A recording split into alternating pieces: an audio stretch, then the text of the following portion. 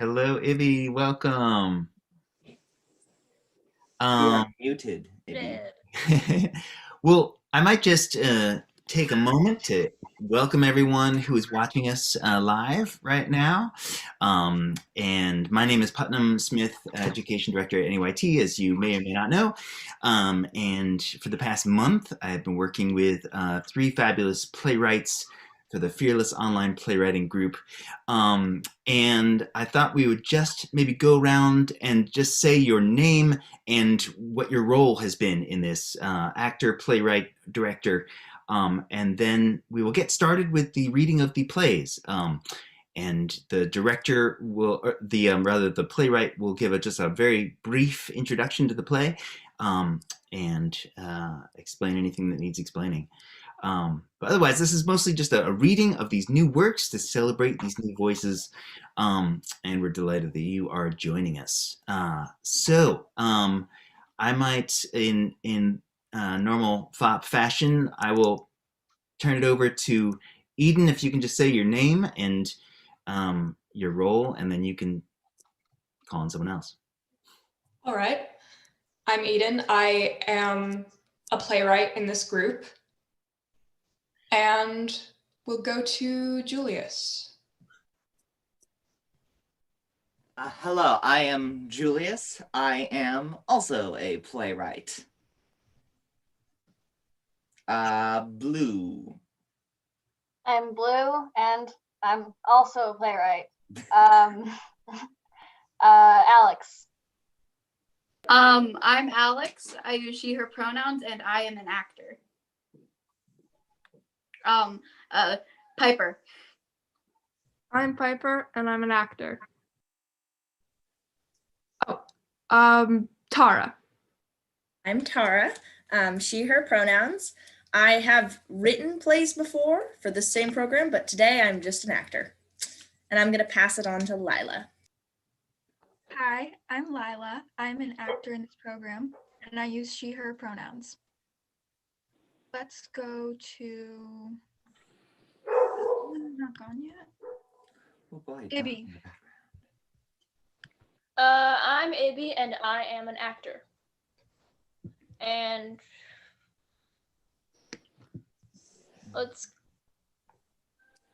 who?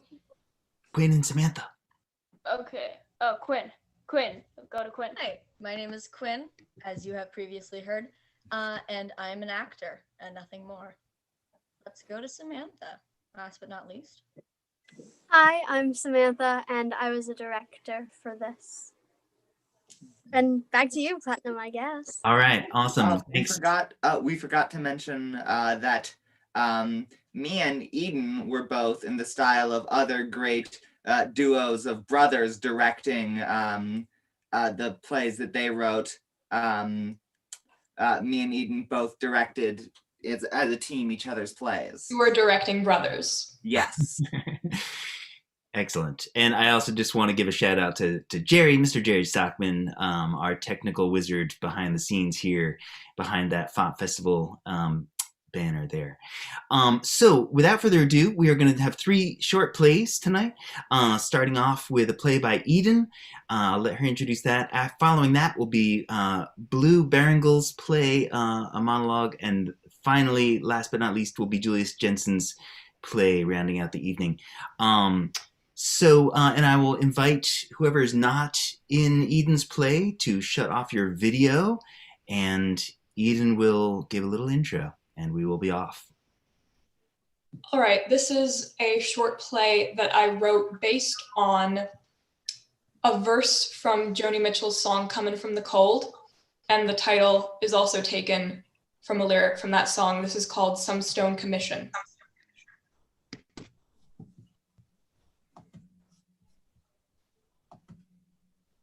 Is everyone ready to begin? Mm-hmm. Seattle, 1957.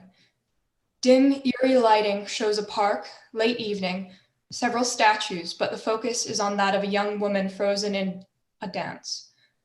Her leg is stretched out behind her, and her arms are reaching towards the sky almost desperately. Her face, however, appears neutral. The light shifts to show that night has come and the statues begin to move. Dancing woman relaxes her limbs, her face still turned upwards. I hope you were only going to watch a little. Have you ever wondered what it would be like to live on the moon? What? No. What a silly thing to say. But we see it every night. If we can't leave this place, what else is there to do but dream? Gratitude, dear. We've been given the gift of life. We can see and hear and touch the world. To ask for more would be foolish. What's brought all this on anyways? Flash back to earlier that day. A woman with a briefcase sits on a bench across from Dancing Woman, who is still an ordinary statue. She pulls out paper and charcoal. Have you ever wondered what it would be like to live on the moon? Dancing Woman says nothing, obviously.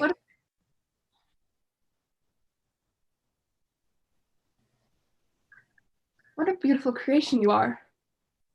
But you look almost discontent. Like you're reaching for something. Maybe it's the moon. She continues to sketch, periodically looking up at Dancing Woman. I think about the moon sometimes. My husband thinks it's silly. But I think you would understand if you were real. I think you're like me. Art Woman finishes her sketch. She sits up and walks toward Dancing Woman, gazing up at her fondly. What else is there to do but dream? Art Woman walks away, but leaves something at the base of the statue. It's a charcoal sketch of Dancing Woman, but her outstretched arms are no longer empty. She's holding the moon. The end.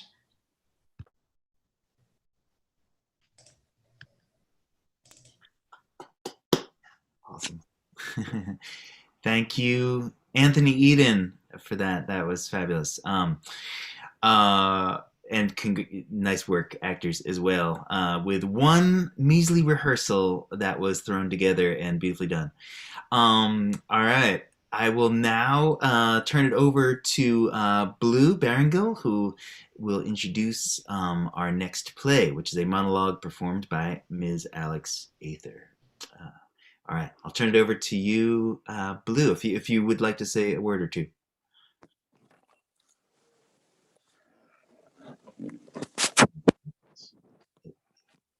And Blue may not. Oh, there she. Yeah, sorry. Okay, great. Technical difficulties. This monologue is about a boy who isn't very popular at school, and he gets upset because a popular kid at school said something rude to him, and he decides to go talk to the student council about it. And so, yeah. Am I reading the stage directions? I mean, that's how we rehearsed it. I think you can just kind of. Yeah. I don't know. I think it's your call. If you're willing to. Yeah, just give me 1 second.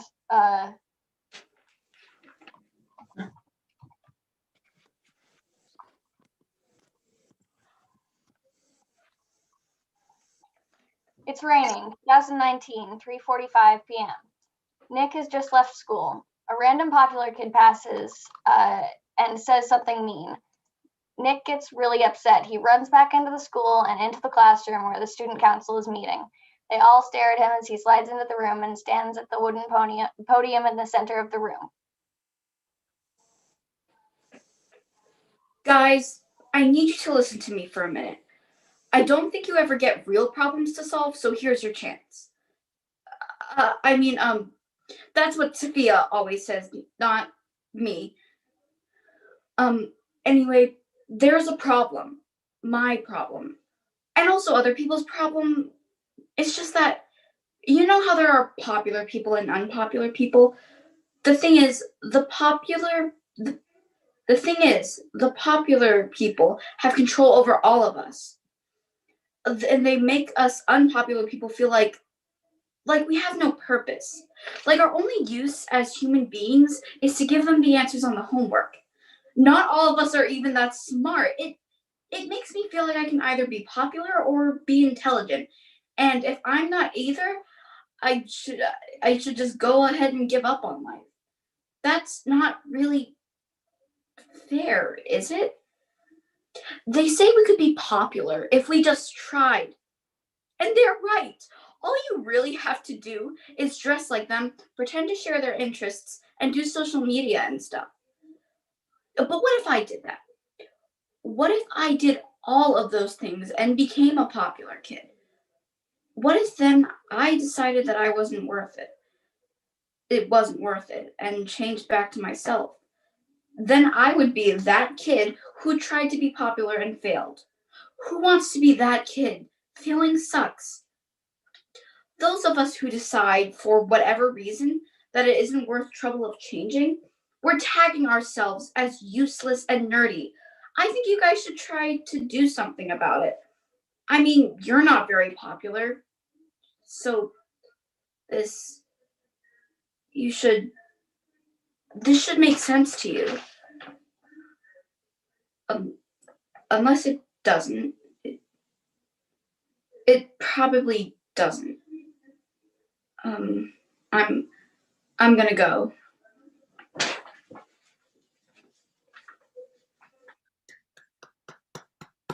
All right. Awesome, Alex. Take a bow. Excellent, guys. Yeah, good work, Blue, and shout out to Samantha Mills who directed that piece. Amazing. This is incredibly student driven, this whole program. I'm really just kind of setting things up for these fine artists to do their Putnam didn't do anything. We I really almost did nothing. I let it all be in your hands. So without further ado, maybe some further ado because I need a bathroom break. Okay, we're gonna take a brief bathroom break. Here's the here's good old Betsy while I wait. While you wait. Should we just talk randomly and entertain the audience, or should we not? Funniest people, Alex. They just get to hear like everything we say backstage during shows. Yeah, this is like an opportunity. Kind of classified. Opportunity for folks to go backstage. Information. It's coming to the public now. Yes, and all our secrets. Oh my god. Oh my. Because it's Shakespeare. I have to read Shakespeare, and I can't read Shakespeare, and I might pronounce. You'll do great. It's okay. I can't read it either. Yeah, same. When we're backstage, we're technically supposed to be like reading our script and getting ready for the next scene, or being silent, but nobody does that. No. Either of them, let's be honest. No, no one does either. The audience can't see you while you talk to your friends or something. And then there's always that one person who's like, shh, and we're all like, shut up. All right. We're back. Now, really, without any further ado. Without any further ado, the final selection for our Fearless Online Playwrights live stream play reading. I'm going to turn it over to Julius Jensen, who was the writer and director of this next piece. Yeah, both of these things are true. Don't forget, with my directing partner and brother, Eden. All right, turn it over to you. Okay, so. Hello. My name is Julius Jensen. My play tonight imagines a world where, in what is perhaps one of Shakespeare's greatest plays, Macbeth, the witches, instead of being extraplanar entities, were from Boston. However, as none of the New England youth theater's no-good, talentless actors were able to do a Boston accent, they have instead elected to do whatever accent they want.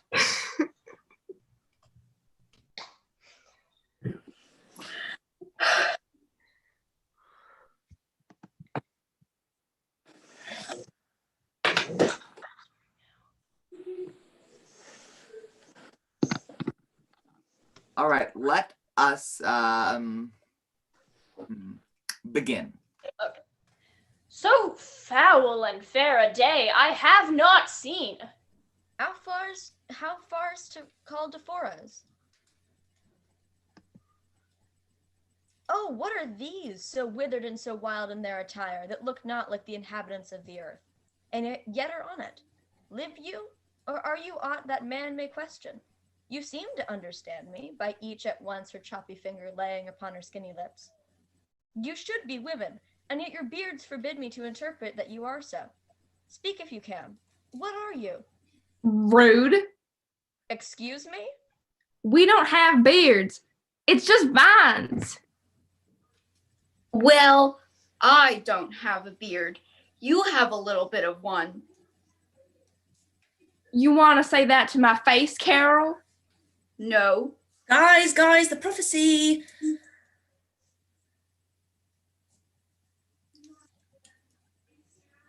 All right. You say the first one? I do. You're the leader of the coven. Of course you say it first.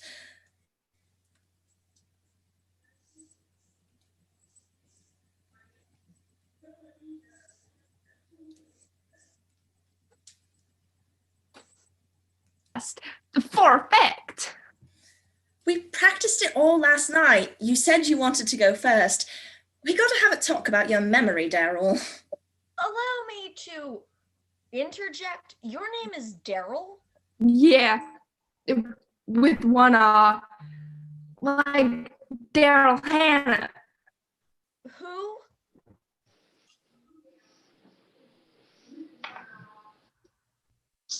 She was in Kill Bill. And Sense 8 on Netflix. Oh, I've been meaning to watch that one. Is it good? It's so good. Before this conversation gets away from me again, I would really like you to answer my question. What are you? Do you mean, who are we? Women are people too, you know. Right. Sorry. That's my bad, really. Who are you? We're the witches of the bog. The Cranberry Bog. Okay. Now we do the prophecy. Daryl, do you know the words? Yeah. All right. All hail Mackers. Hail to thee, vein of Glams. Did you just call me Mackers? Carol, you're next. What? Oh, sorry. I blacked out at like 5 last night. Oh my God, Carol, we have to talk about your drinking problem. We have so many things we need to talk about, but not while Mackie is here. Mackie? Do I just say all of it? Yeah, probably. All hail Mackie boy, hail to thee, Thane of Glamis, all hail MacDougal, hail to thee, Thane of Cardor, all hail MacButts, and thou shalt be king hereafter. Why do you keep changing the euphemism? Also, why does it keep getting dumber? Also, you might become king, don't forget that. Why would I trust them if they aren't going to say my real name? Okay, huddle up, Max.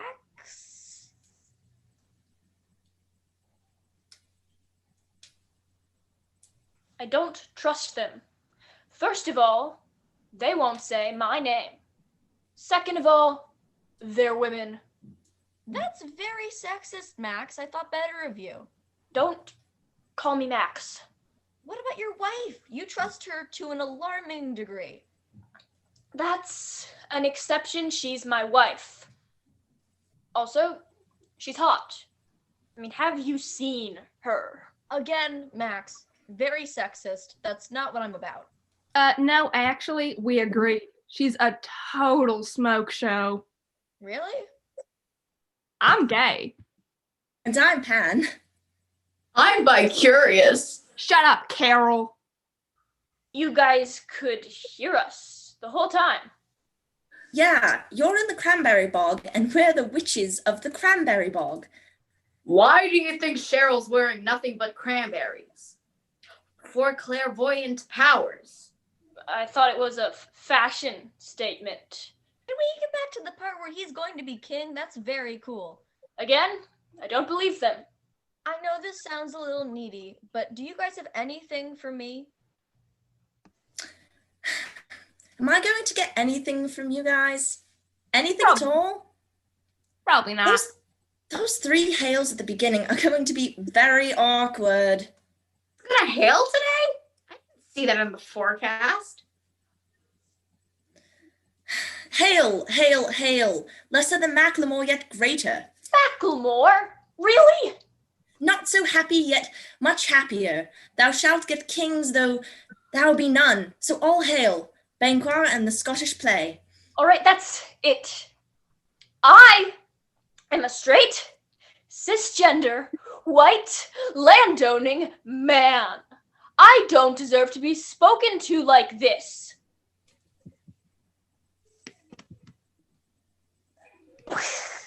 Pop. Oh my god! You cranberried him! Yeah, sorry about that. No, it's fine. I didn't realize how much of a jerk he was. That was pretty cool. Can I be a witch? We're all feminists here. Sure. Cool. Can I wear nothing but cranberries? Only if you want to inherit the pure precognitive power of the cranberry bog. He can handle it.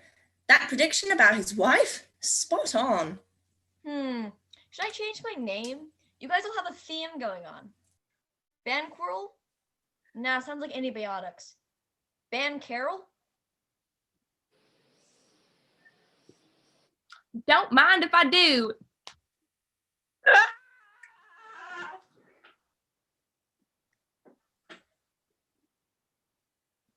End scene. All right. Awesome. I just bruised my knee.